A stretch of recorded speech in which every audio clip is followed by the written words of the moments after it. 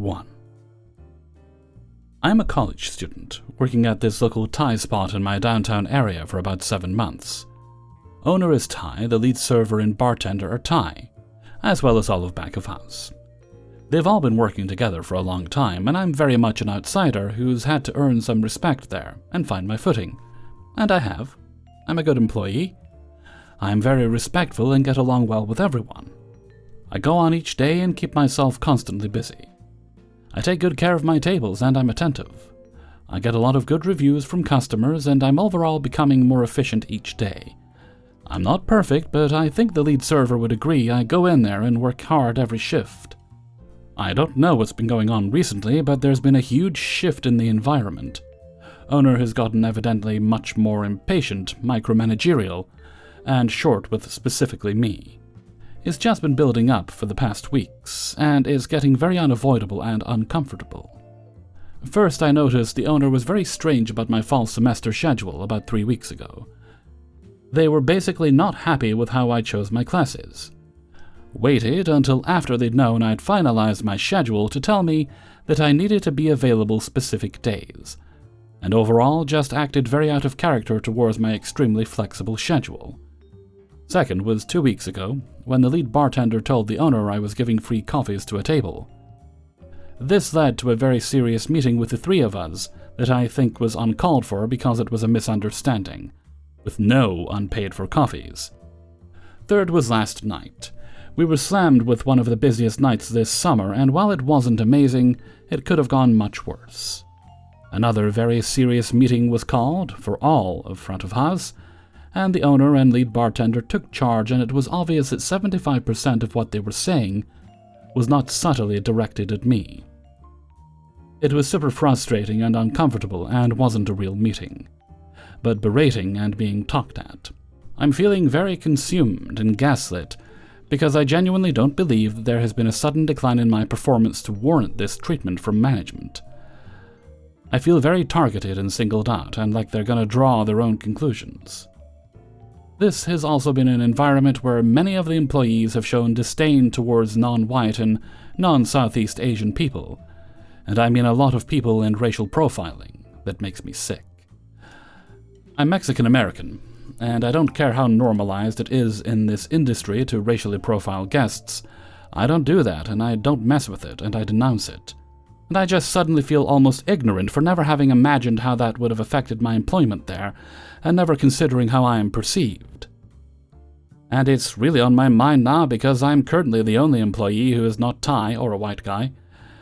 The only other Latina employee who was working with me for a little while was our old food runner, who was well known to be disliked by management and doesn't work with us anymore. I just feel like I am the next one that is viewed as not doing good enough for what feels like no sudden reason. And because of my status as an outsider, I don't really have a way to get myself back into good graces. And I feel like the lead bartender and owner are waiting for a reason to give me the boot. Hellfreezer's note: you're right, they are looking for a reason to give you the boot. What that reason might be, I can't say for sure. I speculate that it's your sudden change in schedule that no longer meets their needs, so they're looking for a reason. And presently, because you are a good employee, they don't actually have a reason. But they will find one eventually. You have experience. You know what you need in terms of hours. Restaurants are always hiring. You don't have to work there, especially not when it's an unpleasant environment is what it sounds like. So, keep that job for now. You have to be earning a living. But actively be looking for and interviewing for other jobs. As soon as you get one, get out of there. Stealing their thunder because they didn't get to fire you. Best of luck to you. 2. I have known this gentleman for around 2 years now. He is 84 and I am 22. He is very sweet, always tips me $20, only asks for me. Pretty early on we would discuss politics and current events, which I had no issue doing as I know many of our regulars simply come just to have someone to talk to. I knew something was off about him not long after we first met, because he would discuss these strange conspiracies on these obviously fake news sites. Such and such deceased celebrity is still alive, Trump telegram stuff, etc. He wanted to send me some of these news articles, so I gave him my phone number to keep in touch. He also wanted to be able to ask if I was working or not, which seemed fair. A little weird given that it was a customer and whatnot, but screw it, maybe the guy was lonely. I felt bad. I would sort of play along and pretend to be surprised at the fake news. We would also discuss other things, such as his time in the army, and his issues with his ex-wife. He seemed a little nutty given the conspiracy talk, but a sweet man regardless. I didn't see him for a few months, and then he came to my restaurant around Christmas, tipped me $100 and gave me a sweet card. I thanked him for being such a kind friend, and his eyes welled up with tears. He said, "I really care for you." To which I replied, "Thank you, Mr. Smith." To make it clear that A, I respected him as an elder, and B, that I saw him as a friend. He continued to send news articles every now and then, and I didn't hear from him for a couple of months. I would text something along the lines of, "How have you been? It's been a while. Hope you're doing okay." He mentioned having problems with his ex-wife, and he seemed generally sad and lonely, so I deemed it important to check up on him. We didn't talk too much, and only had innocent conversations, so I had no issue cultivating a friendship with this older gentleman. Since the presidential race for 2024 has begun, we have been texting a bit more than usual. It was norm for us to not talk for several weeks or even a couple of months, but given recent current events, the presidential debates, Biden dropping out of the race, Vance's announcement as Trump's VP, the Olympics, etc., we have been communicating much more consistently. I even sent him a TikTok regarding the debates. No inappropriate conversations, or even touching when I saw him in person, except for a quick hug that I initiated. This is where it starts to get a little weird. So when you send someone a TikTok over iMessage, you are able to view which user sent you the video. He followed me, which was whatever, but I later noticed that he had also followed 4 of my friends, 2 guys and 2 girls. He's 82, so I gave him the benefit of the doubt, and passed it off as a mistake. He reposted a few videos of sexy girls, and again, he is 84, so maybe he didn't realize those reposts were public. I wouldn't shame him for watching sexy videos, he's only human. I later realized that he requested to send me messages, and the message request was a shared video on June 30th at 3:48 a.m. That shared video happened to be one of my videos. It wasn't inherently sexual, but I was doing a stupid dance at work and I flipped my hair in slow motion. That's where I started to feel a little weird, as he clearly found the video attractive and must have accidentally sent it to me. This is where it starts to get even more concerning. Now, for the past couple weeks, he has been texting me quite a bit. Like I said, all innocent conversations. But it has been nearly every day now. I figured maybe he was feeling extra lonely, as he recently told me his ex-wife wouldn't talk to him. However, on 3 separate occasions within the past week, he has randomly called and then left a minute-long voicemail about whatever it was. The Olympics or something. On one of those occasions, he called me 2 times in a row. He has also been texting me good morning and good night, along with some hearts. This is where I started to feel like maybe some boundaries were being crossed. I told my girlfriend, I'm female, yes, and a masculine one at that, which makes this all the more interesting, and my coworker about this, and they agreed that it was a bit weird. He texted me the other day and planned to come for breakfast this morning. Sure enough, he did. He told me his ex-wife blocked him and won't talk to him. And he has continued to call and leave voicemails wishing her well, telling her good night, etc. I told him I was sorry to hear that, but he should give her a little space, and maybe she'll come around. I could see where she was coming from, to be honest, it's a bit much. To my surprise, he tipped me $50 instead of the usual $20, and I thanked him graciously. He asked me when I'd be off, as he had a surprise for me. I figured it was the tools he was trying to get rid of, which he mentioned a while back. Towards the end of my shift, he came back into the restaurant and asked if I was ready. I followed him to the car, and he had me close my eyes until he said to open them. When I opened my eyes, it was a rather large 2 feet or so doll that he named Annie. He told me that he purchased it 35 years ago for around $100, and he was hoping to give it to his ex-wife, but she didn't want it, because he gave it to his previous wife.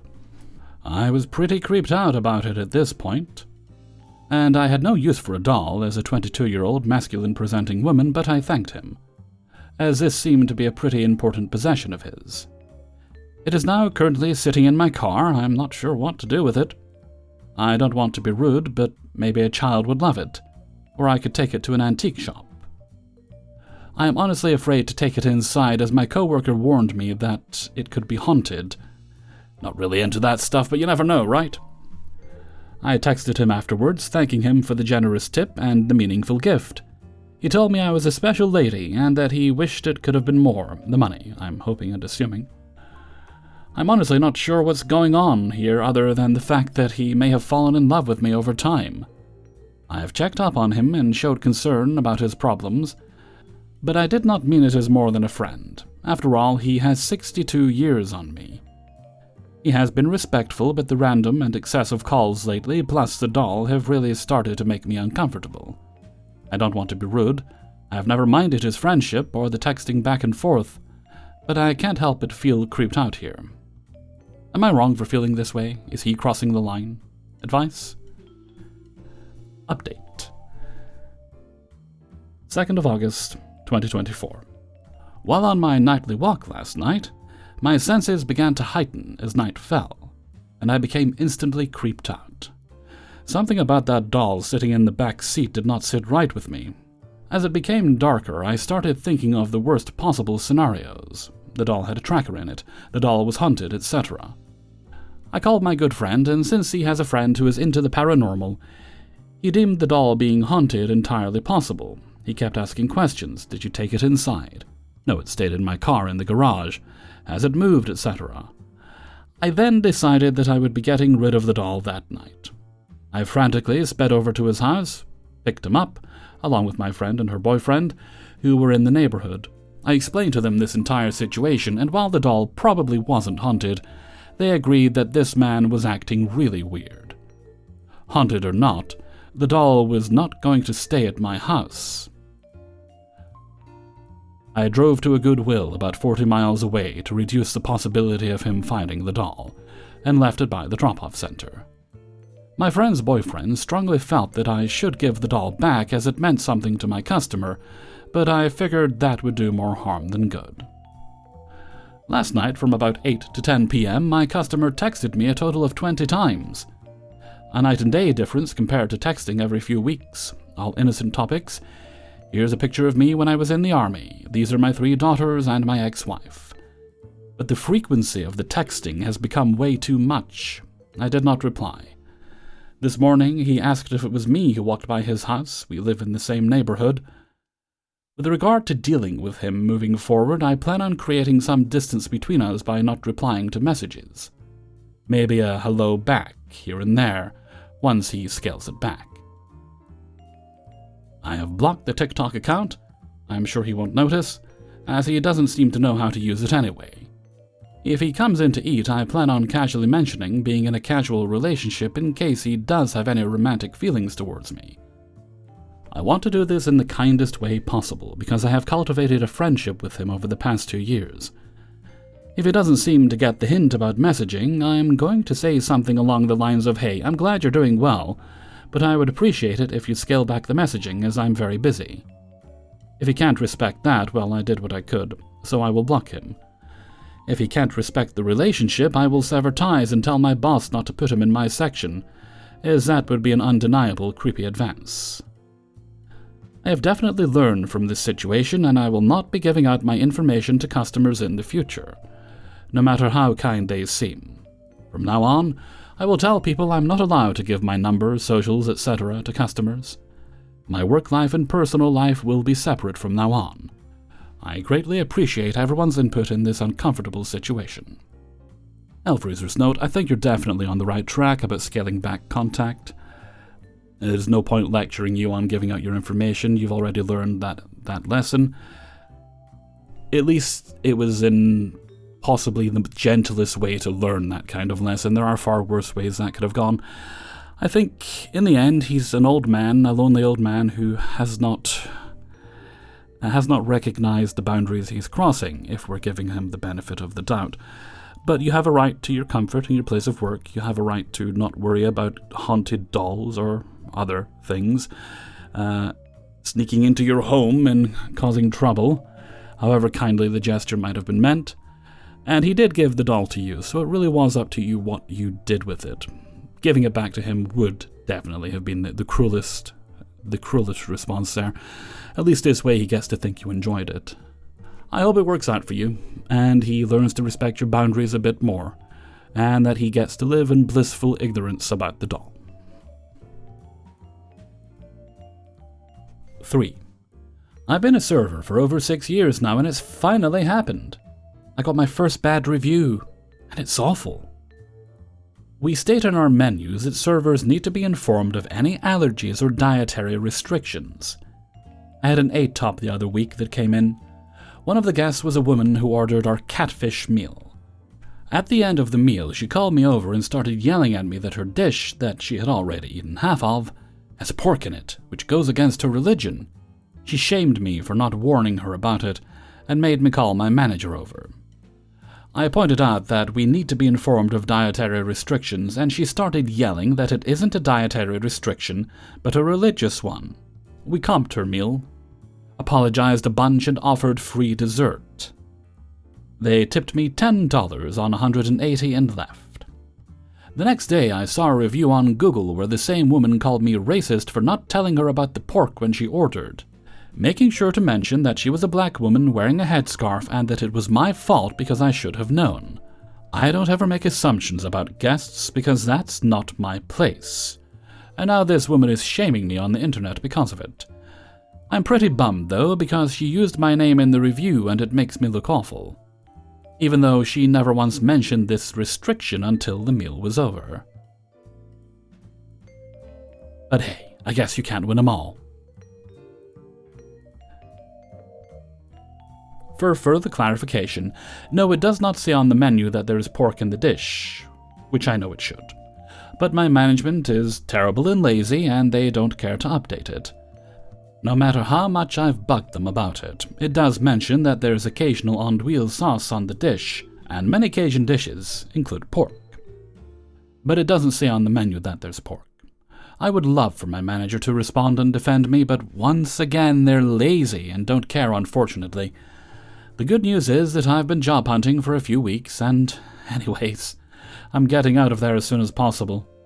I should also mention that in her review, the woman made a point to mention that I didn't care when she finally told me that she had a religious restriction, and that I was very rude about it, which is not true at all. I apologized and we comped her meal. So I guess that's why it stresses me out. It's easier to look past a review where someone mentions something that they're clearly wrong about, but when they start talking about the staff being rude, that's a little less easy to look past. I'm just hoping anyone that sees it doesn't think anything of it. Without trying to sound full of myself, I know that I'm very good at my job. I've been serving for years, and I get tons of compliments on my service all the time.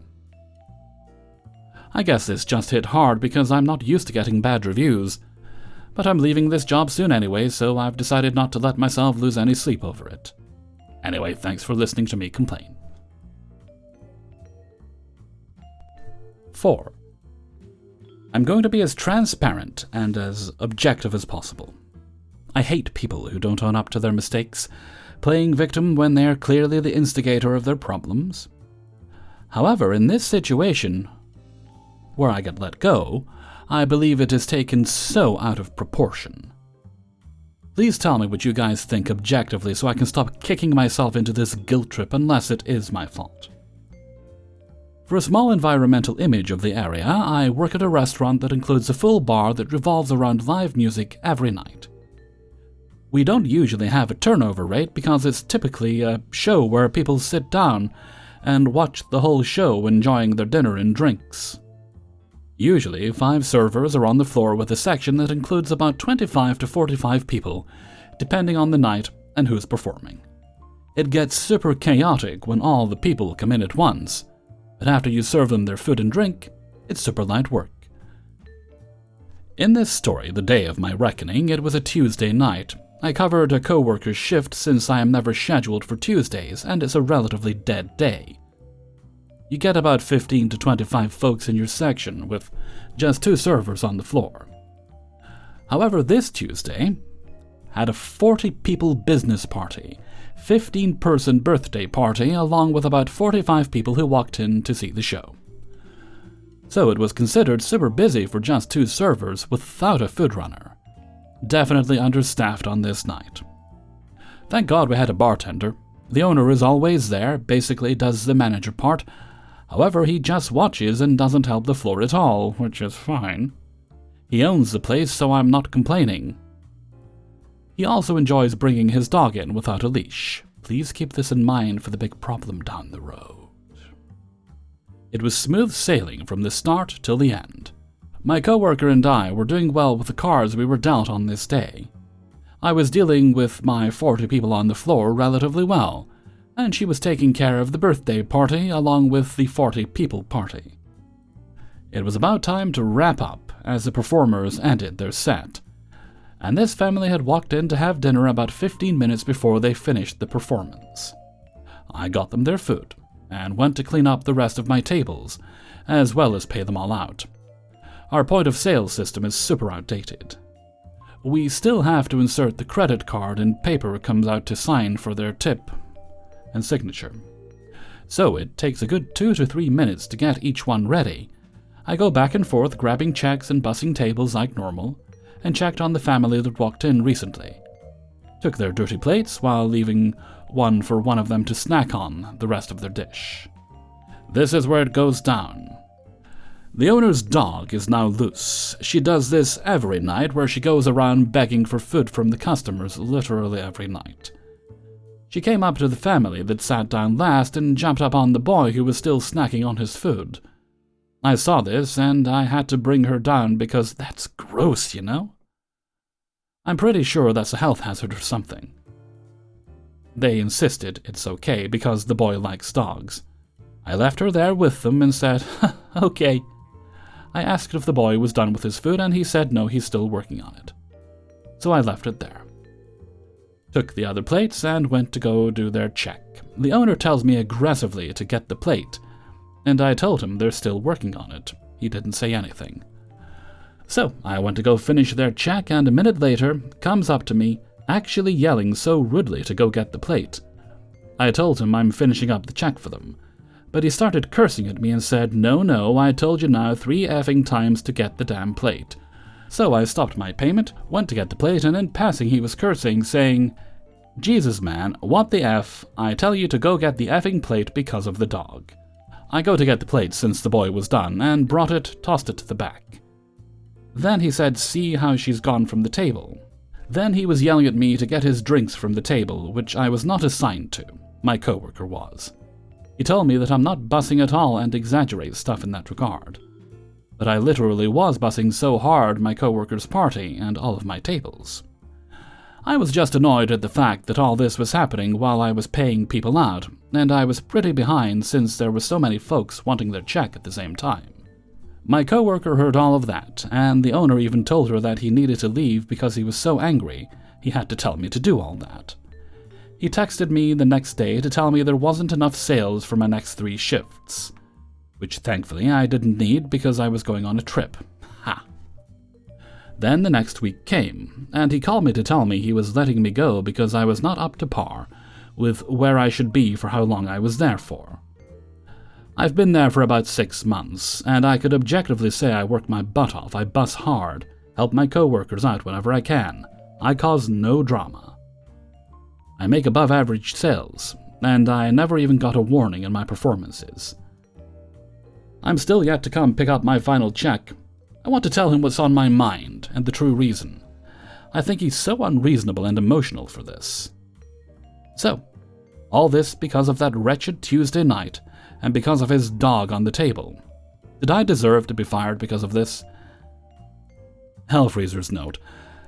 Pure speculation on my part, but I think what happened is something else was bothering your boss that night, and he decided to take it out on you.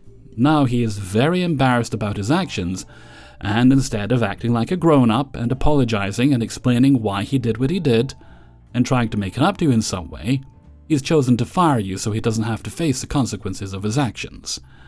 But you'll remember, and if you do decide to give him a piece of what's on your mind, take someone with you.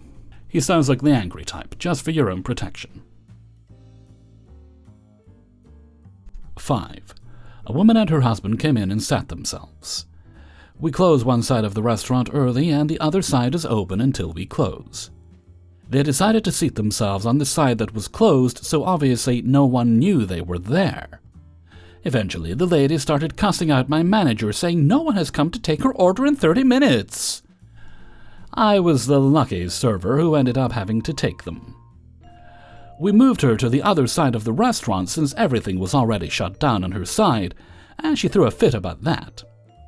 She wouldn't even look at me, she was so mad. Even after my manager explained that you can't seat yourself, and that she sat herself on the closed side of the restaurant, so that's why no one went over to help her. She asked for water in a wine glass and started saying things like, "That's effing ridiculous, what kind of establishment is this?" This is Olive Garden, so it's not like it's fine dining, darling. When I told her we can't serve non-alcoholic drinks in an alcohol glass, she once again asked for the manager, and my manager explained why we can't do that. So whatever, she asked for a Pepsi instead, because apparently she can't drink water if it's not in a wine glass. You don't even want to know how loud she was yelling when I asked her if Coke would be okay, instead, as we don't serve Pepsi products. Fast forward. She gets her food, eats 2/3 of the plate, and then starts complaining that her chicken is dry and burnt. It wasn't. She actually ended up taking a picture of her mostly eaten plate and going up to other tables to show them and complain about how bad our food is. She was making everyone in the entire restaurant uncomfortable and ruined a lot of people's dinners with her attitude. My manager offered to comp it, but she said she would have to take the plate off the table. The lady, of course, got mad because she wanted to take the rest of her dry and burnt chicken home. At one point, she started filming me and said something along the lines of, "Don't ever go to Olive Garden. The staff here are rude and the food is awful. This lady right here," me, hi, "has been nothing but a stone-cold bitch since the moment we sat down. I have never, and I mean never, been treated with such disrespect." The whole time I was asking her to please stop filming me, and her response was, "Yeah, I bet you would like me to stop. I'm going to send this to corporate and you're going to lose your job because I'm going to shut this whole place down. I hope you know I'm a lawyer." She definitely wasn't a lawyer. She was super trashy. Meanwhile, this whole time her husband is watching it all play out and not saying a word. As a final act of being a bitch, she ordered a refill on her Coke, that she apparently didn't want but drank 5 of them, and poured it all over the table before leaving. Also, I just want to say, at no point was I rude to her. When people act like that, I kill them with kindness, because I know it angers them even more. Obviously, she didn't tip anything, but her husband ended up coming back a couple of hours later and handed me a 20 and apologized for his wife's behavior. I honestly felt bad for the guy, because if she acts like that in public, I can't imagine how she acts behind closed doors. Hi everybody, Hellfreezer here, and thank you very much for listening to Spinning Plates episode 252. And thank you very much to everybody who allowed me to use their stories in this video. Before you go, please press the like button. That helps me out a lot. And if you'd like to get early access to these videos, you can do that by joining me on my Patreon page, where you get the videos all at once on the Monday. You'll also find links in the description to my Discord server, as well as my merchandise store on Teespring. Okay, I don't think we've any other bits and bobs, so let's move along to Hellfreezer's question of the day. And today's question is: if you find yourself in a restaurant and it's one of those places where they have a particular brand of cola or other drink, and you ask for Coke and they say, "Is Pepsi okay? Pepsi, is Coke okay?" And they don't have either of those, and maybe they serve RC Cola, which I've had, and it's actually not bad as I recall. Do you care? Do you just take whatever is there? Or do you have your brand and you stick with it? I used to only drink Pepsi Max. It was my favorite cola. Can't have it anymore because of the aspartame. Or aspartame. I'm never sure the pronunciation of that word. I always say aspartame. Anyway, I used to love it. Can't have it anymore because of the sweeteners. Because I have to be careful with the sweeteners I have, like small amounts, very, very small amounts. So when I do have cola these days, it's usually just Coke, because even regular Pepsi has started messing with the recipe in the UK now, which is a very sad situation, because they didn't used to do that. They held out for a long time against the sugar tax. So mostly I go for Coke, or any other cola, really, that doesn't have sweeteners in it. I'm not super fussed as long as it doesn't have sweeteners. I guess you could say my tastes have grown over the years out of necessity. So why don't you let me know what you think in a comment below. And before we go, let's have a look at the answer of the day from a previous video. And this comes from Spinning Plates 251, and this was about what era do you think had the best entertainment, the best music, that sort of thing. And today's answer comes from Mr. and Mrs. Smith. Definitely 80s and 90s. I was born in 82, but honestly, I don't feel like you have had to be born in that era in order to appreciate how awesome literally everything was, for how those 2 amazing decades were. We will never have better movies or music than that. I kind of agree, although there are a lot of artists and songs and such that came, and movies that came after I do very much enjoy, but I may be biased because those are the decades I grew up in. Thank you very much for your answer, Mr. and Mrs. Smith. And with that, I'm going to head off for now. I think I'm going to go wiggle my toes, cool off in the living room, and possibly watch some episodes of Interview with the Vampire. It's been growing on me gradually. So until next time, thank you very much for listening, and take very good care of yourselves.